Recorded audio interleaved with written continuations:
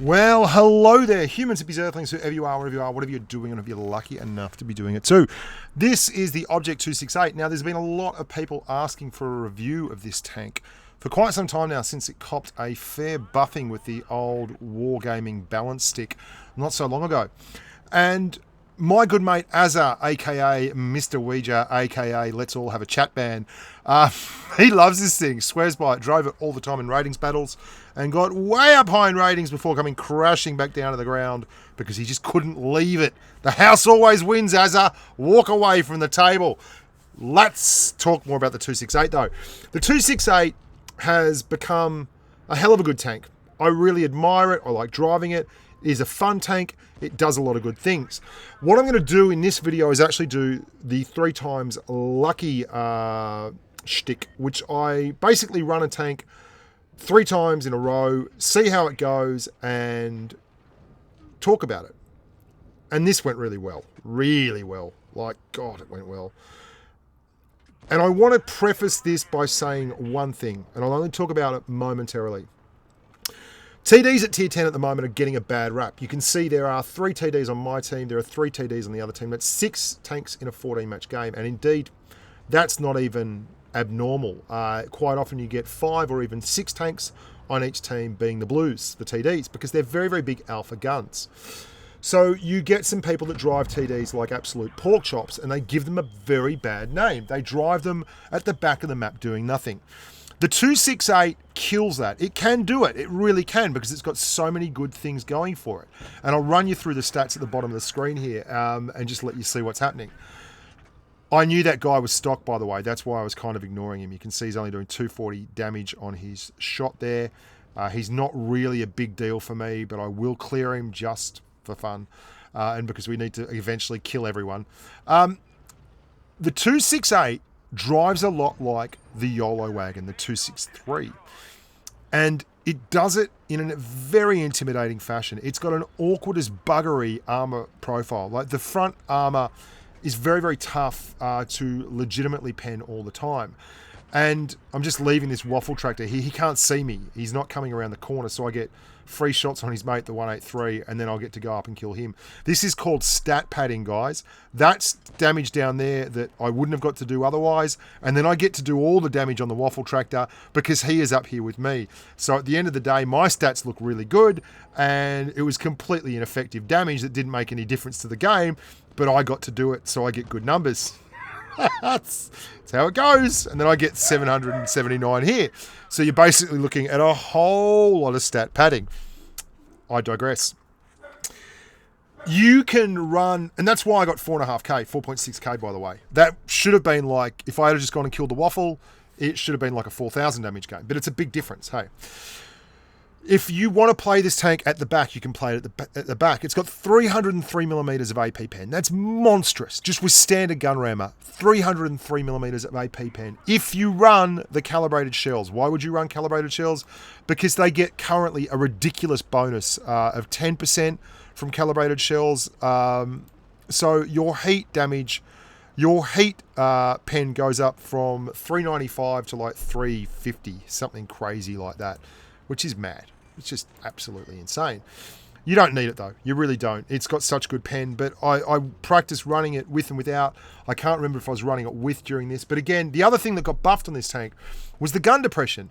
So this is a hell of a tank, and it also has 7 degrees of gun depression. It's very mobile, it's very quick, it's got an awkward armor profile, and it's got 7 degrees of gun depression. And it's capable of making very big hit point trades because it's also got a 150 alpha gun and like serious DPM. 3,273 DPM when you're running all the bells and whistles, which is nothing to scoff at whatsoever. Hey, like that's enough to take out an awful lot of reds if you're given free reign to fire for a couple of minutes. Geez, that was a hopeful shot. Fortune favours the brave, but it doesn't really help the stupid, and that was probably a bad shot to take. Now, it's also quite low to the ground, which is excellent, and it does this very well. I can't explain. This and the Tier 9 Foch both do it very well, which is you put the reticle on the target, and the tank eventually gets there with its traverse, and you just release as you feel the gun coming towards the target, and it just goes in. Like, it just does that very, very well. It's got a very, very good top speed. It's very mobile. It can do great things with high explosive shells as well. I mean, your base HE pen is 90, and your base HE damage on your alpha damage is 960. So if you can HE pen anyone, like nice damage, lovely, lovely stuff. And that mobility coupled with the troll armor profile, a little bit of gun depression, it lets it go up and use rises like this to really accentuate the armor profile. What do I mean by that? And look at this, I've read this guy like a book. I know that 4202 must have eyes like dinner plates looking at the E50. He'd be keen as mustard to come around that corner and put a HESH shell into the back of that E50. Sure, he's got to be coming, and we get the lovely, lovely bonus everyone's on fire damage roll just for reading the game right, which is love. I love that. Getting rewarded for spotting something and actually making a winner out of it is really cool in my opinion. So accentuating the armor profile. So if you're up higher on a hill and people have to shoot up towards you, your armor is steeper, so it's more likely to bounce. That's all I'm talking about. And when you've got 7 degrees of gun depression, that's easier to do than it is when you've got 5 degrees of gun depression. Now you're going to see here, it is no guarantee, but 640 is your average alpha. So, you know, you go over the hill, you take that risk. That's a hit point trade. That's a good hit point trade. We cleared a tank to take one shot. We're going to beat this IS-7 on a reload. We hit his gun, which is phenomenally unlucky, but there you go. You hit his gun. You get that on the big jobs. And we're trying to use that angle there to actually be a little bit bouncier than you'd otherwise expect. I really like this new 268. I think it's brilliant. I think it's a really good tank. And I don't think I'm alone in this. I think it's a tank that, oh God, I mean, this is not stat padding. There, exactly. Did you see that? That's because, you know, the armor is a lot sharper and a lot tougher to actually pen at an angle. We just go to heat to make sure. We take one here, that's fair enough. But you can see, hit me for 400. I don't know if that was an APCR round or a standard AP round. It's either a low AP roll or a good APCR roll, but we'll never know. Someone will probably tell me. Because there's things I don't know in the game. Accuracy-wise, 0.299 dispersion when all the stuff is running, which is really, really grand. It's a hell of a tank. It's very, very good camo-wise as well. So you're quite capable of getting out there and following mediums without taking a drubbing because you're massive or you're very, very large and you don't have any camo when you set up behind them. Or you're nimble enough to get in behind heavy tanks and expose them to the 150mm M64 gun, 152mm. I mean, if we're being picky. Let's talk about shell velocity. That's a problem for it. It has 760 meters per second. Now, I compared it to the Foch in a review of the Foch 155, and I really didn't like the Foch 155. It feels like a watered-down version of the 268. I think I was on the phone here, so excuse me, please, for the little bit of inactivity in the spawn. We missed the first 20 seconds of the game, and I would have liked to have gone up to C, but alas and alack, that's not to happen. So what I'm going to do is push down here, and I'm going to use the camouflage of the 268 and a little bit of game knowledge to set up an awfully big TD trap. Now, my mate Snake Eyes hates TDs. He doesn't understand them. He won't play them. And he carries on that they're overpowered and they're ridiculous. And he always goes on about this. It's his big trope in game. And they are devastatingly effective when played well. And you can see I've moved all the way to the back of the map to take this shot. So I'm nearly 300 meters away from that M48 pattern. And I'm behind a little bit of shrubbery as well. They've got 3 mediums. I'm not pulling all the way back. And I'm expecting to see a tank pop up over here. I'm not disappointed. That 140 pops up. I have 2 shots to the good. And basically I'm using the very, very accurate gun, the very good camo, the very good mobility, and I'm just leveraging it into excellent shots. And I'm leaving that 54 alone, going for the 140. He's definitely the big mover there. And look at this. I mean, this is when you've got an aggressive team coming into you and you're letting the shots kind of come into the bat and then playing them away and using the speed of the team against them. That's exactly what we're doing here. And I'm setting up to get stuck in this 54. We're going to go straight through that car because we're using AP rounds, not heat. and then we're angling up in case the 140 comes out and wants to put a shot into us, and we're just hoping to get this shot. Now we'll take one from the 140 here, I believe, looking for that 54. No, we don't get hit by him. Sorry, my bad. And we are now using that building on my left to cover up to the 140. Unfortunately, not good enough. He gets us. We only track that T110E4.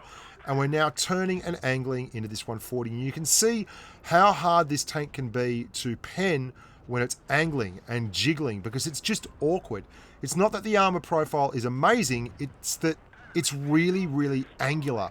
So it gets made up. You can see in a second the Jagdpanzer E100 is going to have a go at me.